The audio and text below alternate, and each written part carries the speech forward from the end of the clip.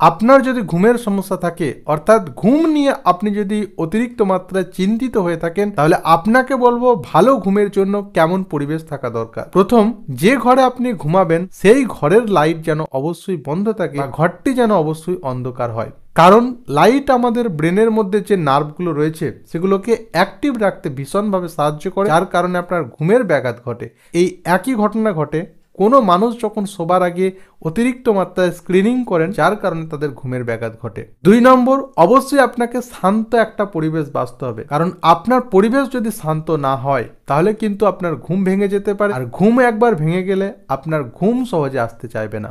3 নম্বর, অবশ্যই ঘরের তাপমাত্রা ঠিক থাকা দরকার। অবশ্যই ঘরের তাপমাত্রা আরামদায়ক হতে হবে। গবেষণায় দেখা গেছে 15 থেকে 22 ডিগ্রি সেলসিয়াস এই তাপমাত্রায় আমাদের ঘুম ভালো হয়। তাই অবশ্যই একটা আরামদায়ক পরিবেশ বাছুন। 4 নম্বর, অবশ্যই আপনার বিছানাটা যেন আরামদায়ক হয়, কারণ আরামদায়ক বিছানা না হলে কিন্তু আপনার ঘুম ভালোভাবে হবে না। এবং সব থেকে বড় ব্যাপার হলো শুতে যাওয়ার আগে আপনার মনকে শান্ত করুন। আপনি ঘুম না হওয়া নিয়ে বেশি চিন্তা করবেন না, কারণ আপনি এটা নিয়ে যত বেশি ভাববেন বা যত বেশি চিন্তা করবেন, আপনার যত পরিবেশে ঠিকঠাক থাকুক না কেন, আপনার ঘুম ভালো হবে না। তাই সবার প্রথমে আপনার মনের পরিবেশকে ভালো রাখুন।